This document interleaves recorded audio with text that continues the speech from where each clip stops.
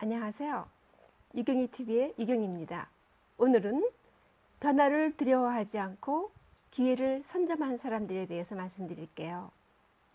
우리 주위에는 변화를 받아들이지도 않고 그렇다고 현실에도 만족하는 것도 아니고 현실에도 불만이 가득 차 있는 사람들이 많이 있습니다. 변화를 두려워하거나 현실의 창에 갇혀서 변화를 보지 못하는 사람들은 미래가 없습니다. 알래스카는 미국에서 가장 넓은 주예요. 면적은 남한 크기의 17배나 된다고 합니다. 인구는 74만 명으로 미국에서 가장 적지만 풍부한 자원 덕분에 주민소득은 1, 2위를 다툰다고 합니다. 알래스카는 원래 소련의 땅이었어요. 그런데 1867년에 미국이 사들이게 됩니다. 그 당시 미국에서는 많은 사람들이 그 알래스카를 사들이는 것에 대해서 반대를 했어요. 그 얼음 덩어리 땅을 사들여서 무엇에 쓰려고 그러냐? 그 많은 돈을 들여서 왜 그런 땅을 살려고 그러냐? 그리고 주위에서는 굉장한 반대를 했습니다. 그런데 그 당시의 국무장관인 스워드는 우리는 지금 눈 덮인 땅이 아니라 눈 밑에 깔려있는 보물창고를 봐야 한다. 그리고 우리가 아닌 우리 후손을 위해서 사야 한다면서 강행을 했어요. 그래서 그때부터 알래스카는 미국의 한 개의 주가 됩니다. 그 후 30년이 지나서 1897년에 알래스카에서 대규모 금광이 발견됩니다. 천연가스와 석탄의 매장량도 세계 1위고요. 작년 2018년도에는 12억 배럴이 매장된 거대 유전이 발견됩니다. 연어, 명태, 대구 등의 수산업도 유명해서 전 세계로 팔려나간다고 해요. 알래스카의 그 앵커리지는 아시아에서 미국과 유럽으로 가기 위해서 꼭 거쳐야 하는 중간 기착지가 됩니다. 그리고 호수가 300만 개가 돼서 관광지로도 큰 인기가 있다 그래요. 또 오로라도 생겨서 오로라를 보기 위해서 관광객이 줄을 잇고 있다고 합니다. 러시아가 그 당시 그 경제적인 어려움도 많이 있었어요. 그래서 미국에 이제 그 알래스카를 팔게 됐는데 그것 말고도 또 다른 이유가 있어요. 러시아와 영국이 몇 번의 그 전쟁을 치렀습니다. 그런데 그 당시에는 그 캐나다가 그 영국의 식민지였는데 그 캐나다하고 그 알래스카하고 서로 접해 있었어요. 지도상으로 보면 서로가 붙어 있습니다. 그래서 그 당시에 그 러시아에서는 굉장히 그 알래스카를 관리하기가 힘들었어요. 자칫 잘못하면은 캐나다하고 알래스카랑 붙어 있으니까 그 당시에 캐나다는 영국의 식민지니까 영국이랑 마찬가지였잖아요. 캐나다가. 그러니까 잘못하면은 알래스카를 뺏기기가 십상이었어요. 그래서 그 러시아에서는 경제적인 어려움도 있었지만 그런 여러 가지 사정으로 인해서 알래스카를 헐값인 720만 달러로 미국에다 팔게 됩니다. 그 알래스카에서는 금광이 발견되었어요.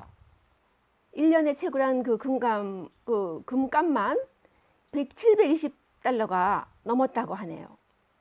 미국이 알래스카를 사기 위해서 그 러시아에 지불한 돈 이상을 1년 안에 벌게 된 거예요. 한마디로 러시아는 엄청난 손해를 보게 된 거죠. 미국이 알래스카를 사들인 일은 불확실한 그 혁명 시대에 확고한 신념과 통찰력을 가진 그 리더 한 명이 얼마나 국가의 그 성소에 영향을 미치는가를 우리는 보게 되는 사례입니다. 개인의 미래도 마찬가지예요. 어떤 시점에서 어떤 판단과 결정을 하느냐에 따라서 우리의 미래가 달라지게 됩니다. 자신이 관련된 어떤 일에 긍정적이고 적극적으로 도전하는 사람과 모든 것을 부정적으로 생각하고 처신하는 그 사람 사이에는 엄청나게 큰 그 미래에 격차가 생기게 됩니다. 2013년 뉴욕 증권거래소에서 그 알리바바를 그 상장하게 되는데요. 그 알리바바의 그 성공에 대해서 말씀드릴게요. 그 당시 중국은 세계의 공장이라고 불릴 만큼 제조업이 활성했어요. 그리고 많이 발달됐었어요. 그랬는데 미국, 영국, 독일, 일본에 비해서는 오프라인 그 소매 판매가 그 인프라가 구축되지 않았어요. 그래서 온라인 판매의 그 성공 가능성이 상당히 높은 상태였어요. 이 기회를 놓치지 않고 들어온 기업이 바로 알리바바였습니다.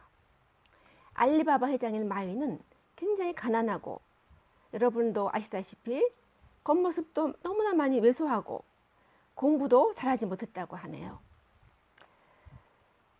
알리바바는 너무 왜소해서 입대도 거부당하고 경찰 모집, 호텔 입사 등 여러 회사에 취직을 하려고 이력서를 많이 냈지만 모두 다 퇴짜를 맞고 실패를 했어요.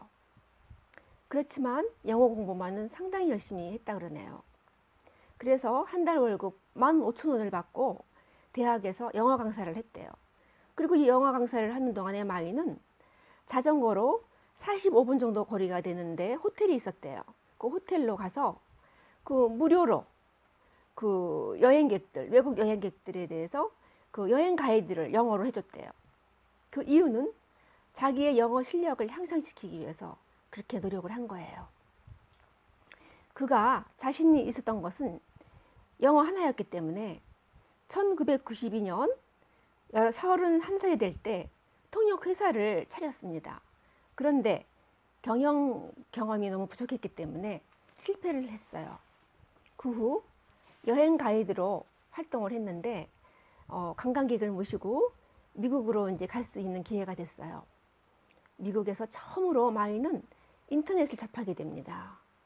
그 당시 인터넷 불모지인 중국에 1995년 인터넷 관련 기업을 창업했습니다. 그렇지만 이 또한 실패로 돌아갔어요. 그 후 마윈은 많은 어려움과 험난한 그런 시간을 보냈겠죠. 힘든 시간을 보냈겠죠. 그 4년이 지난 후에 1999년에 알리바바닷컴을 개설하게 됐어요. 그렇지만 돈이 워낙 없으니까 회사를 크게 키우기 위해서는 큰 기업에서 투자를 유치받아야 되는데 그걸 받을 데가 없는 거예요. 그래서 무작정 미국으로 갑니다. 미국에 가서 미국의 그 40여 곳의 그 회사들을 찾아다니면서 자기 회사에 투자를 해달라고 부탁을 했지만 모든 것이 뜻대로 되지 않았어요. 그러던 와중에 투자자 손정희를 만나게 됩니다. 마윈은 손정희를 만나서 그 만난 시간이 한 20여 분밖에 안 된대요. 그 사이에 그 시간 동안에 자기의 열정을 엄청나게 어필을 한 거예요. 그래서 손정희는 굉장한 그 마윈에 대해서 호의를 갖게 됐어요. 마윈은 IT 기술은 전혀 구사할 수도 없는 일반 영어 교사였을 뿐이에요. 그러나 손정희는 마윈의 그 포부와 열정에 감동을 해서 알리바바에게 투자하기로 결정을 합니다. 그래서 알리바바의 지분 35%를 갖게 됩니다. 20년 전에 직원 18명으로 시작을 했는데요. 지금은 3만 명이 되는 알리바바 그룹으로 성장했습니다. 우리는 변화를 두려워하지 말고 그것을 기회로 삼아서 나의 나아갈 길을 찾아야 되겠어요. 여기서 중요한 것은 예전에 미국 그 서부에서 금강이 발견되었을 때 미국은 물론 세계 각지에서 너도 나도 할 것 없이 미국 서부, 캘리포니아, 샌프란시스코로 많은 사람들이 몰려들었어요. 그때가 1949년이었습니다. 모든 사람들이 금을 캐서 부자가 되기 위해서 몰려든 거죠. 그때가 1949년이기 때문에 그 몰려든 사람들을 그 1949에 뒤에 49를 따갖고 포티나이너라고 불렀대요. 꿈을 캐서 부자가 되기 위해서 몰려든 사람들을 포티나이너라고 불렀다고 합니다. 그런데 정작 부자가 된 것은 이 포티나이너들이 아니에요. 포티나이너들의 주변에 있던 사람들이 오히려 부자가 된 거예요. 그 금을 직접적으로 캐기 위해서 온 사람들이 아니라 그 사람들을 한 걸음 뒤에서 바라보면서 사업을 한 사람들이 부자가 된 거예요. 예를 들어서 그 포티나이너들을 위한 숙박업, 음식점, 또 금을 캐는 사람들은 그 바지가 질기고 튼튼해야 이게 그 구멍이 나지 않을 거 아니에요. 험한 일을 하니까. 그래서 그 사람들이 입을 튼튼한 청바지를 만드는 곳, 그 청바지 만드는 곳이 지금의 리바이스라고 합니다.